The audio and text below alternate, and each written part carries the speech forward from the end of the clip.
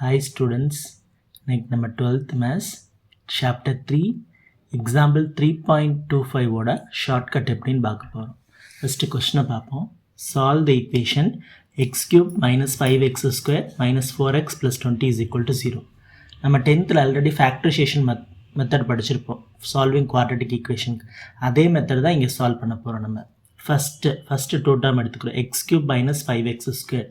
அதில் என்ன காமனாக இருக்குது ரெண்டுலேயுமே எக்ஸ் ஸ்கொயர். அப்போ எக்ஸ் க்யூப்பில் இந்த எக்ஸ் ஸ்கொயர் காமனாக எடுத்துகிட்டு ரிமைனிங் ஒரு எக்ஸ் இருக்கும். மைனஸ் 5x ஸ்கொயர்லேருந்து எக்ஸ் ஸ்கொயர் எடுத்துட்டோம்னா 5 இருக்கும். அடுத்து தேர்ட் டேர்ம் ஃபோர்த் டேர்ம் பார்த்தீங்கன்னா மைனஸ் 4x + 20. நம்ம அதில் 420. அப்போ என்ன செய்யலாம், 4 காமன் எடுக்கலாம். நம்ம மைனஸ் 4 காமன் எடுக்கிறோம். மைனஸ் 4 எடுத்துட்டேன்னா இங்கே ப்ளஸ் எக்ஸ் இருக்கும். மைனஸை வெளியில் எடுத்துட்டதுனால மைனஸ் 5 = 0ன்னு வந்துடும். இப்போ பார்த்தீங்கன்னா எக்ஸ் மைனஸ் 5 காமனாக இருக்குது. அதனால் ஒரு எக்ஸ் மைனஸ் 5 எடுத்துக்கிட்டோம். அப்போ ரிமைனிங் பார்த்தீங்கன்னா இங்கே என்ன இருக்குது, எக்ஸ் ஸ்கொயர் மைனஸ் 4 = 0ன்னு இருக்கும். அப்போ இந்த ப்ராடக்ட் ஆஃப் டூ டேர்ம் = 0. ரெண்டு டேர்ம் மல்டிப்ளை பண்ணும்போது 0னா கண்டிப்பாக ஏதாச்சும் ஒரு டேர்ம் 0வாக தான் இருக்க முடியும். ஒன்று ஃபஸ்ட் டேர்ம் = 0வாக இருக்கணும், இல்லை செகண்ட் டேர்ம் = 0வாக இருக்கணும்.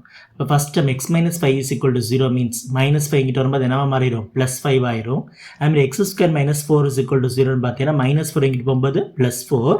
அப்போ நமக்கு எக்ஸோட வேல்யூ தான் வேணும். அப்போ ஸ்கொயர் ரிமூவ் பண்ணுறதுக்கு என்ன செய்கிறோம், ஸ்கொயர் ரூட் எடுக்கிறோம். √4 ஆன்சர் இஸ் +or-2 நமக்கு.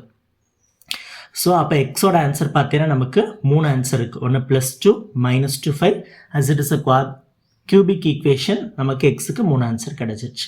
தேங்க்யூ.